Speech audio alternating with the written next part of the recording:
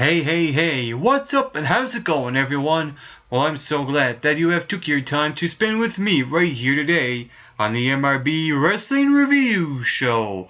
I'm your co-host, Mick Rock Wilson, and last night was NXT. The show kicked off with the Divas Tag Team match. It was Charlotte and Bayley versus Sasha Banks and Summer Rae. And it was a so-so match. It wasn't the greatest match in the Divas division on NXT, but it was worth watching. And with that being said, I like in that match that Bayley was the one that was taking all the bumps, really, taking all the punishment in the ring from Sasha Banks and Summer Rae. And when Charlotte was in the ring wrestling, I like how they use her athleticism.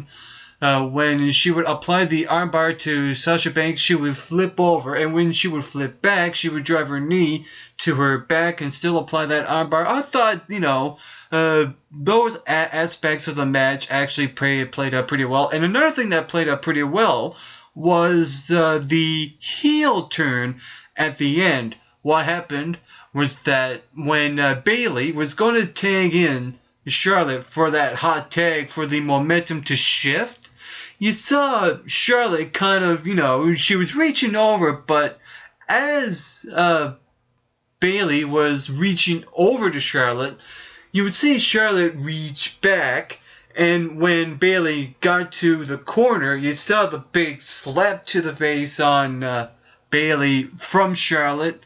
And when Charlotte got in the ring, she nailed her finishing maneuver on Bayley for Sasha Banks to get the victory. And what happened as a result of that is that Charlotte is now aligned herself with Summer Rae and Sasha Banks. And I like how she used her facial expressions as well when she got the point across, when she made the heel turn. The only thing I really didn't like about the heel turn is that the audience never really reacted well enough when she made the heel turn. It was like we were hearing crickets again. Yeah, pretty much. So with that said, on that aspect of it, it did fall flat. But when like I said, when Charlotte turned on Bayley, it worked really well. And on top of that, this is another thing that is going to really benefit Bayley, because now that Charlotte is now aligned herself with the BFFs, the audience is going to really get behind Bayley now after this. Even though they were behind her before, now they're going to cheer her for more. And I think we're going to expect more from Bayley now in the weeks to come on the Divas division. And, we saw that, little promo from Emma. It really didn't do anything for me other than the fact that Emma is still on the show. So with that said, something is going to give between all the divas in the division where it's just going to all come together. Also on the show, we saw Camacho go one-on-one with Aiden English, and I really enjoyed the little things about that match. We saw Aiden English backstage warming up for his singing when he came out and his encore, and it seems like the fans, when he starts singing, the fans just stop reacting and just listen to him sing. Absolutely love that about Aiden English and the way the fans react to him. And when we saw the match happen, it was pretty much a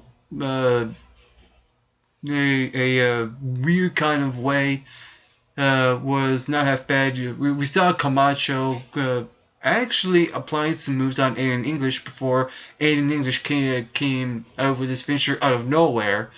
And that was alright, It wasn't the greatest jobber match for Aiden English, but at least, it gives a variety of the matches involving Aiden English, because when Aiden English started this new gimmick, we saw him jobbing to guys that were Never got any offensive moves on English. And with this match, we saw Camacho, actually have some offensive moves on English. So it's always good to mix it up. And what really made that match worthwhile was William Regal. And the way he sold his emotions, putting Aiden English over with, just so awkward and so cool. It was just pretty interesting to watch. Put those guys together would be a great idea. Maybe a team or a sidekick, a manager, or anything of that nature. I would love to see something, some sort of build up to a tag team or a relationship between the two guys because of William Regal's man crush on Aiden English. I mean, come on. You really can't go wrong with that. And everything Aiden English is doing right now looks like $1 million.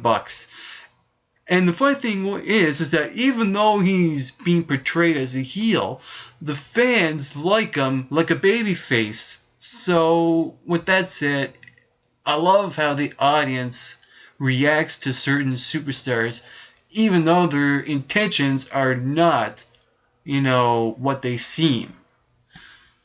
Also on the show, we saw another jobber match, and what I really like about these jobber matches that happen on NXT is that they actually got some,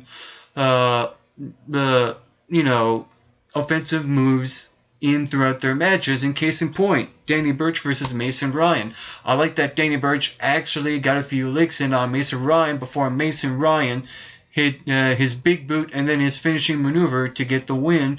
So with that said, we'll see what happens going forth with Mason Ryan. I would like to see Mason Ryan go in there with the Bulgarian Alexander Rusev, because they're two powerhouses, and I would like to see that happen again. That would be really cool to see. And speaking of Alexander Rusev, we saw him backstage, short little promo with him and his new manager, Lana, talking in Russian and Bulgarian, how he's going to dominate the entire NXT roster. And I like this pairing of these two guys more than Alexander Rusev and Sylvester Lefort. So we'll see where it goes within the weeks to come on NXT. And the main event was the 2 out of 3 falls match. It was Adrian Neville versus Corey Graves. And going into this match, I was really excited to see what was going to happen. And what happened was, I thought it was a little bit of a letdown, and I'll explain why. What happened was that the first fall was pretty quick. It was only 2 to 3 minutes, where Adrian Neville nailed his finishing maneuver, that corkscrew shooting star move that we saw Aiden English apply on Corey Graves.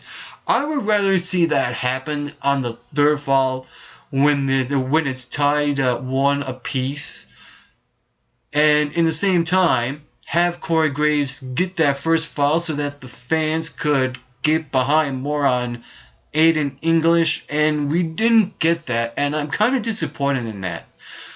But with that being said, even though the match itself was actually not half bad, it was not the greatest match those two had, and a lot of it has to do with Corey Graves.